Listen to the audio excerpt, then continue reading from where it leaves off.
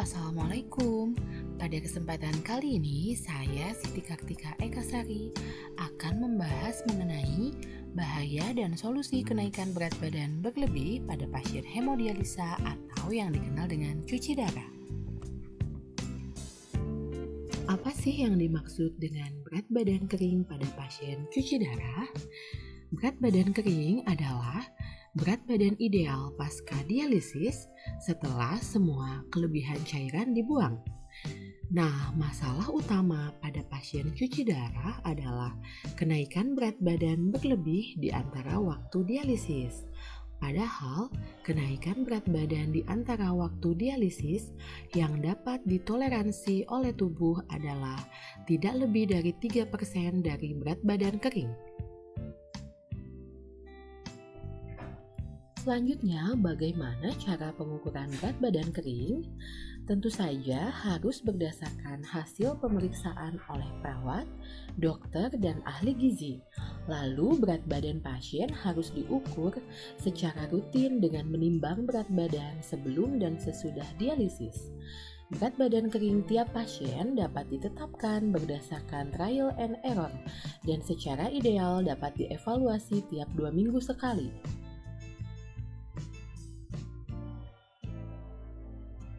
Tanda berat badan kering Anda telah tercapai adalah tekanan darah berada dalam kisaran normal, tidak terdapat gangguan ringan seperti kram di antara sesi dialisis, tidak tampak adanya pembengkakan di kaki, tangan, wajah, ataupun perut, serta pernafasan terasa nyaman dan mudah.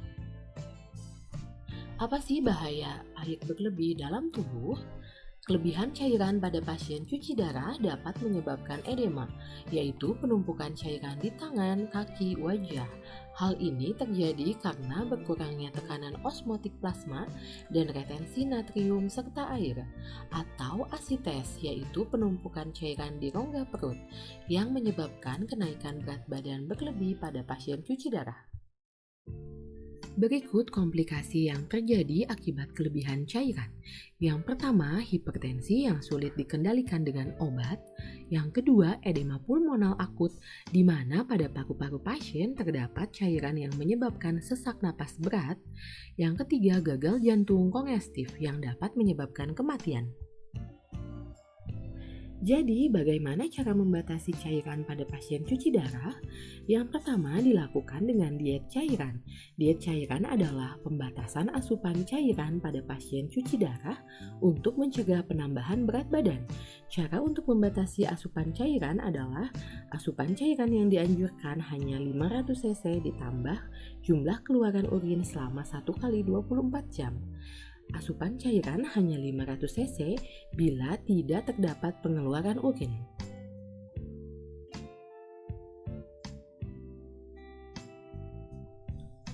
Lalu bagaimana cara memonitoring in-out cairan pada pasien?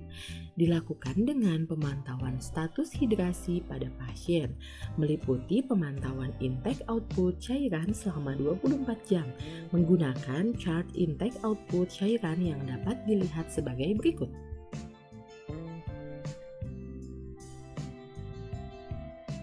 Kemudian batasi asupan buah-buahan dan sayuran yang mengandung air. Penting untuk menjaga pola aktivitas, pekerjaan, dan kesibukan. Lakukan penimbangan berat badan setiap hari. Yang kedua, diet rendah garam.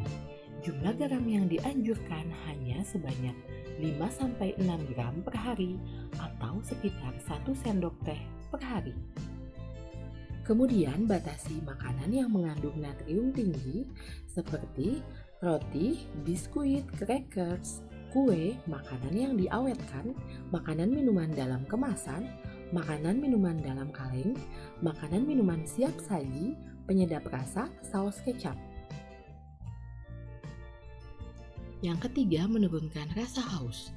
Pada proses normal tubuh, 30 menit sampai 60 menit setelah minum, perasaan haus itu akan muncul kembali. Nah, cara untuk mengurangi hausnya adalah hindari makanan tinggi garam. Kontrol asupan gula, lakukan kebersihan gigi dan mulut agar selalu terasa segar. Gunakan gelas takar kecil saat minum dan lakukan pengaturan jarak waktu minum dan jumlah air minum saat diet cairan. Jadi bagaimana sih cara mengurangi rasa haus? Menurut penelitian, menghambat rasa haus dapat dengan cara mengulum es batu. Ini dinilai efektif untuk mengurangi rasa haus yang dialami pasien gagal ginjal. Satu kotak kecil es batu sama dengan 30 ml air. Kemudian dengan mengunyah permen karet rendah gula yang dapat merangsang kelenjar ludah sehingga menghambat rasa haus. Selanjutnya mengatur waktu minum. Pembatasan asupan cairan misalnya 500 cc per 24 jam. Itu dibagi dalam 3 tahap. Yang pertama adalah dari pukul 6 sampai 12 siang. Kita bagi menjadi 240 cc untuk 6 jam, artinya 40 cc setiap jam. Kemudian tahap yang kedua, jumlah air minum sebanyak 150 cc dari pukul 12 siang sampai pukul 18 sore. 150 cc dalam 6 jam, artinya 25 cc setiap jamnya. Yang ketiga, jumlah air minum sebanyak 110 cc dari pukul 18 sampai dengan pukul 6 pagi.